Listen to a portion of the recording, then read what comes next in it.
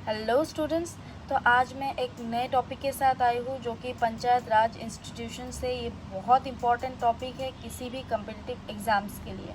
ठीक है, यहाँ से बहुत एमसीक्यूज़ भी आते हैं एंड अगर आप इन सिविल सर्विस एग्ज़ाम दे रहे हो तो पंचायत राज इंस्टीट्यूशंस के ऊपर आपको मेंस में भी क्वेश्चन आ जाएगा। तो आज पॉइंट वाइज मैं आप लोगों के सामने डिस्कस करने वाली हूँ और जितना भी आर्टिकल है उसको मैं आज आप लोगों के सामने डिस्कस करूँगी। तो वीडियो को फर्स्ट से लास्ट तक देखिएगा एंड अगर चैनल को सब्सक्राइब नहीं किया तो प्लीज़ सब्सक्राइब कर लीजिएगा। ठीक है, तो चलिए पंचायत राज इंस्टीट्यूशंस को स्टार्ट करते हैं। ओके, तो स्टूडेंट्स ये है आज का इम्पोर्टेंट टॉपिक जो कि है पंचायत राज। ठीक है, तो ये इसका कुछ पॉइंट दिया हुआ है यहाँ पे इस बुक में। तो पॉइंट्स क्या क्या है? It is mentioned in article 40 of the directive principles. ये पंचायत राज कहाँ पे मेंशन किया गया है? आर्टिकल 40 में मेंशन किया गया है in our Indian constitution of the directive principles. Directive principles में ये इंक्लूड है panchayat raj system. And the second point is that it was constitutionalized through 73rd amendment act in 1992।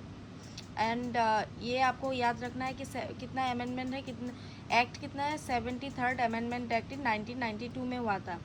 Chola dynasty of South India was the first people in India to implement panchayat raj institutions. तो कौन सा dynasty है जो कि first India में implement किया था panchayat raj institutions को, जो कि है चोला डायनेस्टी। ठीक है, Chola dynasty of South India was the first people in India to implement panchayat raj institutions. Next point is that in the modern Indian history Ripon's resolution in 1882 was the first attempt to establish panchayat raj institutions. तो ये हुआ modern Indian history में include. तो Ripon's resolution कब हुआ था? 1882 में हुआ था। Was the first attempt to establish panchayat raj institutions को फर्स्ट अटेम्प्ट लिया था एस्टैब्लिश करने के लिए।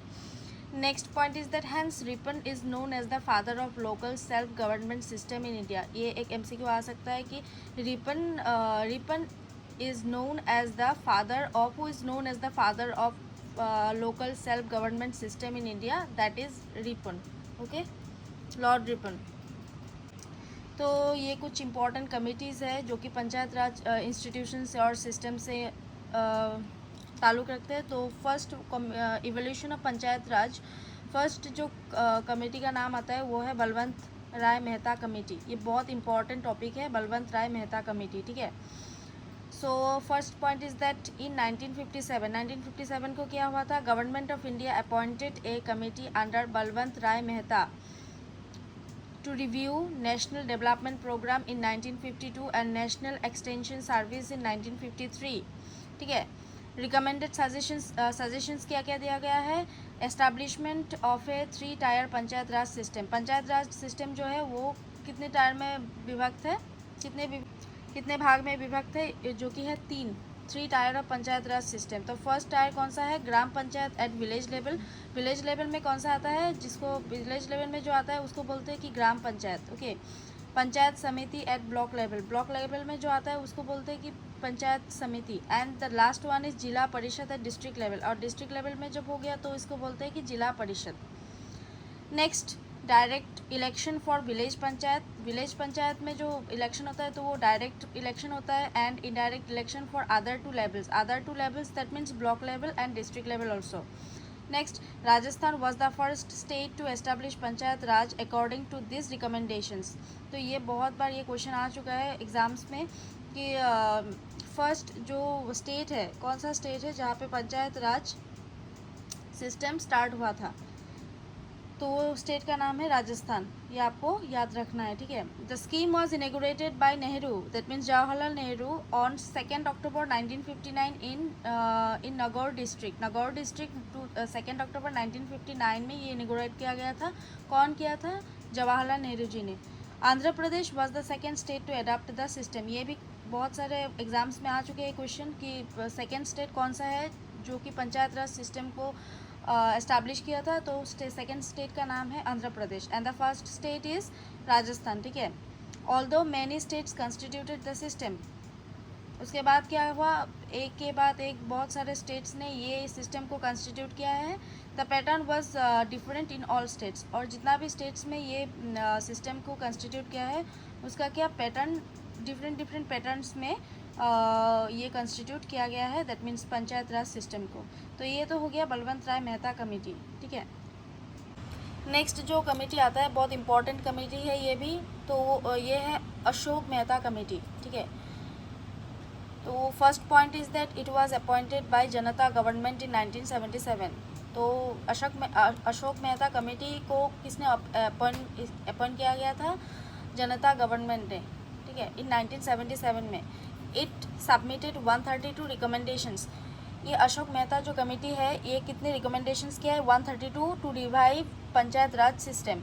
Major recommendations are as follows, ठीक है। रिकमेंडेशंस क्या क्या है, अब replace the 3 tier system, 3 tier system को रिप्लेस किया गया था with 2 tier system. 2 tier system में इसको रिप्लेस किया गया था, पहले तो था 3 टायर सिस्टम। उसके बाद जब अशोक मेहता कमेटी आए जिसको जनता गवर्नमेंट ने अपॉइंट किया था, तो अशोक मेहता कमेटी आने के बाद 3 टायर सिस्टम को चेंज करके 2 टायर सिस्टम में रिप्लेस किया गया विद जिला परिषद at district level and mandal panchayat below that. तो पहले क्या था, विलेज लेवल में एक तो था, ब्लॉक लेवल में था एंड डिस्ट्रिक्ट लेवल में था। उसके बाद क्या किया, जिला परिषद एट डिस्ट्रिक्ट लेवल किया गया and mandal panchayat below that, ठीक है।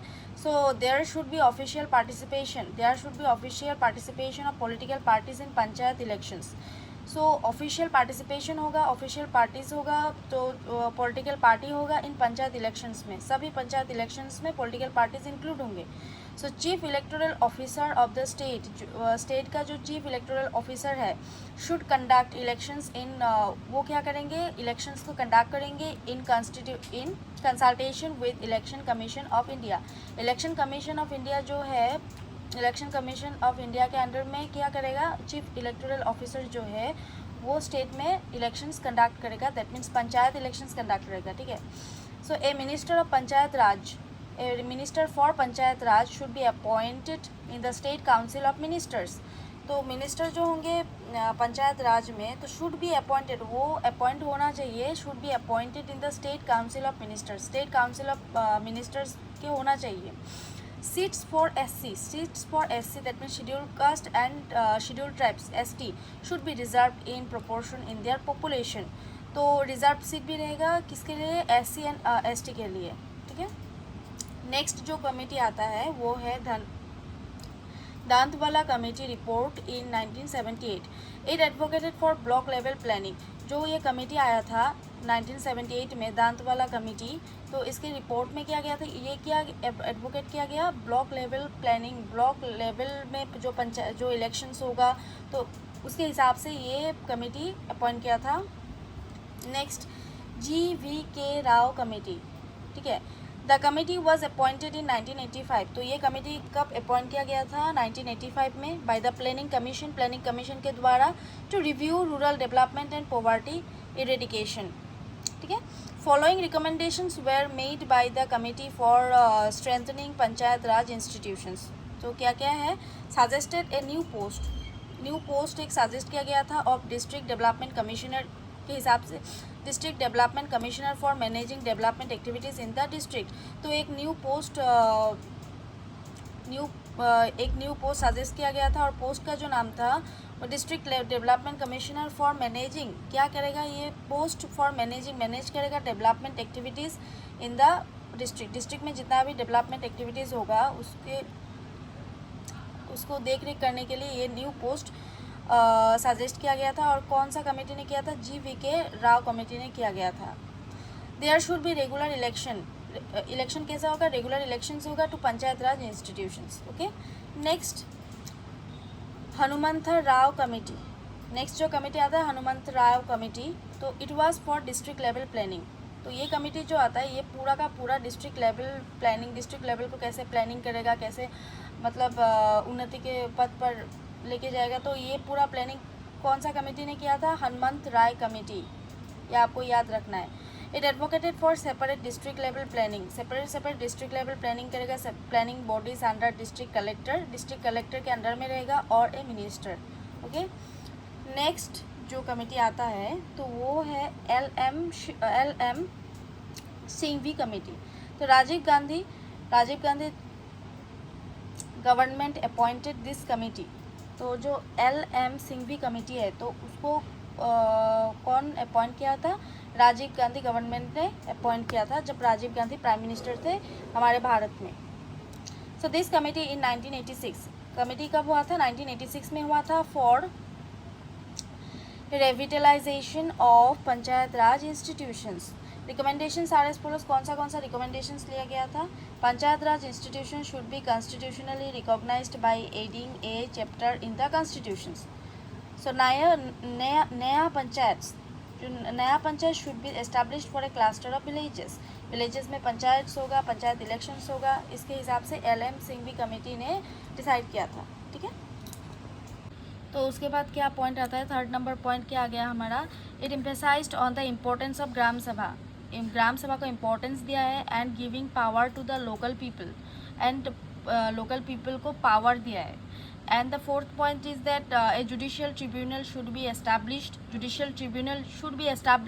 इन ईच स्टेट। सभी स्टेट में जुडिशियल ट्रिब्यूनल एस्टैब्लिश होने चाहिए टू एडजुडिकेट केसेस, जितना भी एडजुडिकेट केसेस होगा related to elections to panchayat institutions. तो ये 4 पॉइंट्स है जो कि LM सिंघवी कमेटी ने दिए हुए हैं। ठीक है, नेक्स्ट जो कमेटी आता है हमारा तो वो है Thungon committee.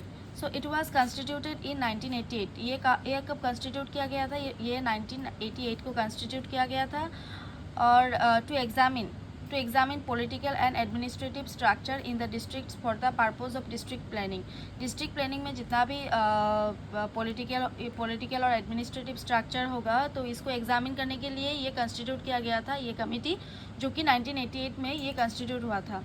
Following are the recommendations. इसका क्या क्या रिकमेंडेशंस है? First point is that the panchayat raj bodies should be constitutionally recognised. Okay, 3 tier panchayat systems with village, block and district level. यहाँ पे क्या ये कमेटी ने क्या किया है? 3 टायर पंचायत सिस्टम को फिर से किया है with villages, block and district level, जो कि पहले जो कमेटी था बलवंत राय कमेटी, तो उसके हिसाब से ये किया है। Zila parishad should act as planning and development agency in the district. Panchayat bodies should have a fix tenure of 5 years।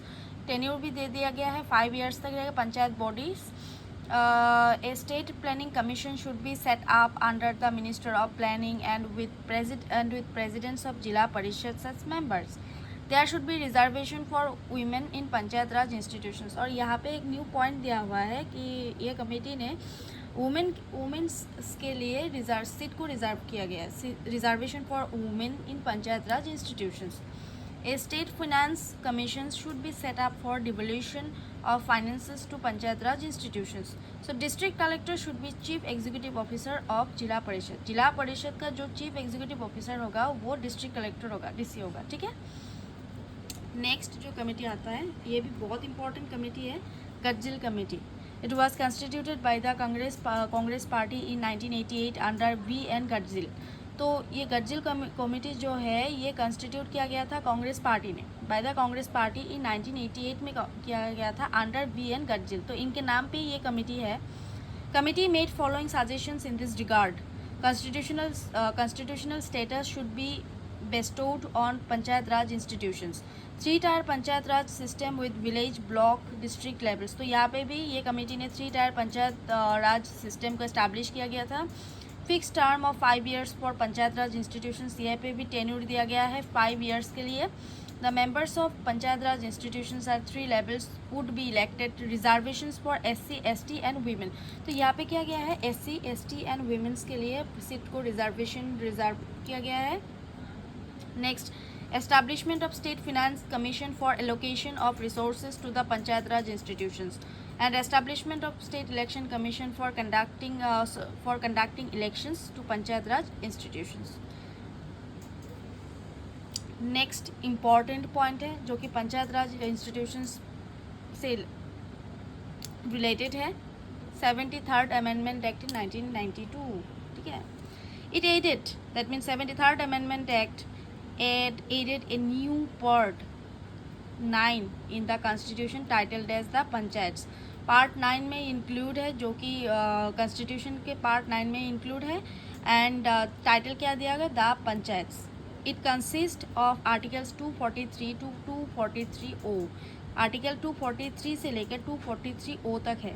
The act has also added 11th schedule to the constitution, which contains 29 functions of panchayat as explained in 243G.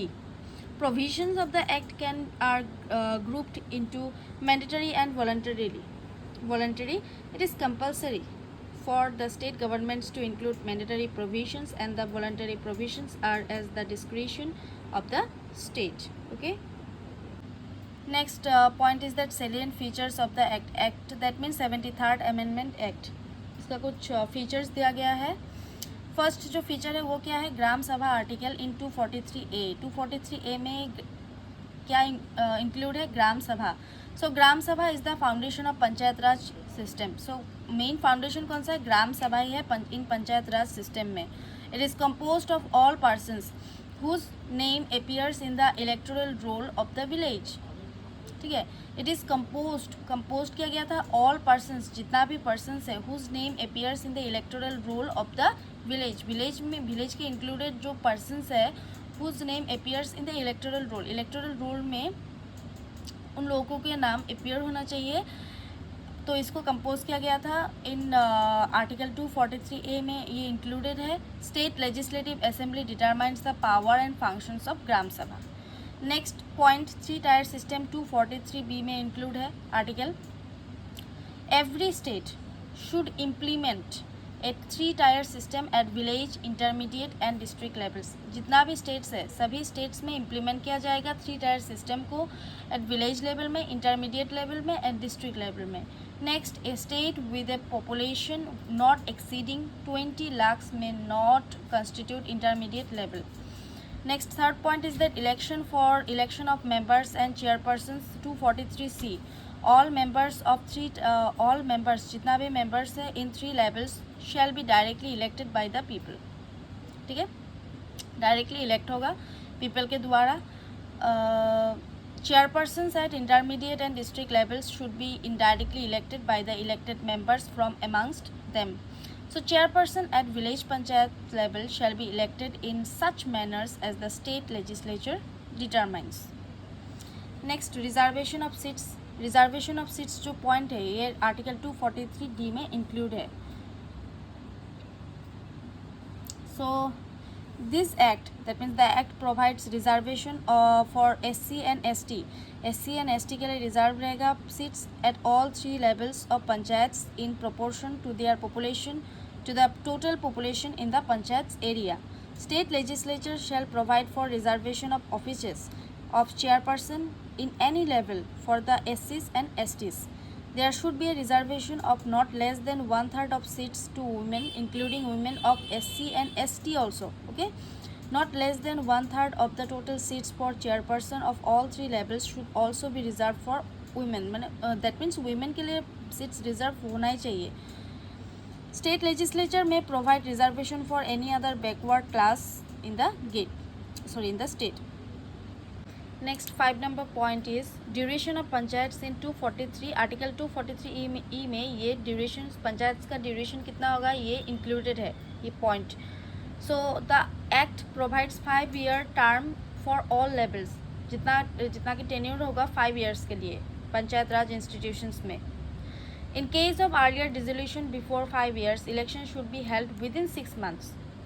6 month के अंदर ही election को अगर in case earlier dissolution before 5 years में dissolution हो जाता है तो election should be held with in 6 months. 6 months के अंदर ही इलेक्शन को और एक बार इलेक्शन होना चाहिए. The new body will continue of the office for the remaining period, not for full 5 years. If the remainder period is less than 6 months, there is no need to conduct a by-election. डिस्क्वालिफिकेशंस, ये जो disqualification जो point है ये article 243E में included है। ए member can be disqualified, A member को disqualify किया जाएगा under any law so which is in force for the election of state legislature concerned. Okay, he or she can also be disqualified under any law made by the state legislature for Panchayat Raj institutions. Minimum age to be the member of the Panchayat Raj institutions is 21. ये आपको याद रखना है कि minimum age कितना है, जो minimum age है वो है 21. Next powers, 7 number point is powers and functions of panchayat. Panchayat के पावर एंड फंक्शंस को इंक्लूड किया गया है इन आर्टिकल 243G में। स्टेट लेजिस्लेचर में endo powers and functions of panchayat. State legislature जो है वो एंडो करेगा पावर्स एंड फंक्शंस को पंचायत के लिए, ठीक है। And the next point is that it also includes preparation of plans for economic development. ये और भी प्रिपेयर करेगा plans for new economic development के लिए and social justice, implementation of government schemes को ये इम्प्लीमेंट करेगा। नेक्स्ट जो पॉइंट है 29 functions are listed in 11th schedule. 11th schedule जो है वहाँ पे 29 फंक्शन को लिस्टेड किया गया है। Finances in 243 Article 243H, state legislature may authorize a panchayat to levy, collect and appropriate taxes, duties and tolls and fees also. So state legislature may also assign some taxes collected by the state government के द्वारा, ठीक है। May also provide grants to aid to panchayats, may make provisions for providing credit to panchayats. Finance Commission in 243 Article 243I, Governor of the state constitutes Finance Commission every 5 years. Each and every 5 years के बाद governor क्या करेगा, governor of a state constitute करेगा finance commissions को in each and every 5 years to review financial positions of panchayats के financial positions को देखते हुए।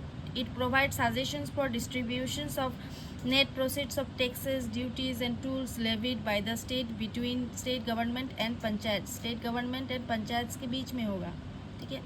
The governor places the recommendations of the commission before the state legislature. Next 10 number point is audit of accounts into Article 243J. State legislature make provisions for maintenance and audit of accounts. State election commission in Article 243K. State Election Commission performs all functions related to the election of panchayats. State Election Commissioner is appointed by the Governor. Governor के through ये appoint किया जाएगा State Election Commissioner को. He can be removed only on the manner of removal of the judge of a high court. Applications of Union Territories in Article 243L. The President of India may direct that the provisions of this Act may apply to any Union Territories with some modifications and exceptions the President may suggest. Exempted states and areas in 243M. The Act does not apply the following states. ये Act जो कि states को दिया हुआ है, states के नाम ये स्टेट्स के ऊपर अप्लाई नहीं होंगे, जो कि है Jammu and Kashmir, Nagaland, Meghalaya, Mizoram, scheduled areas and tribal areas in states, hill area of Manipur for which a district council exists, Darjeeling district of West Bengal for which Darjeeling Gorkha Hill Council exists. However, Parliament may extend the Act of Scheduled Areas and Tribal Areas also. 14 number point is constitution of existing laws and panchayats in Article 243N. All the existing state laws relating to panchayats shall continue for 1 year after 73rd Amendment Act. The state has to adopt new system within 1 year of the Act. Next, all existing panchayats in different states at that time would continue until expiry of their term and dissolution by the state government also. Bar and interference of courts in election matters in Article 243O, जो कि last है article. Any law relating to delimitation of constituencies or allotment of the seats cannot be questioned in any court. No election of panchayats can be questioned except by an election petition presented to prescribe the authorities. तो students ये कुछ important points था जो कि panchayat raj institutions में included था। ये points को आप एक बार फर्स्ट से लास्ट तक आप देख लीजिएगा, तो जितना भी एग्ज़ाम से आई होप आपको कॉमन मिल जाएगा, ठीक है। तो स्टूडेंट्स आज के लिए बस इतना ही, and thank you so much students.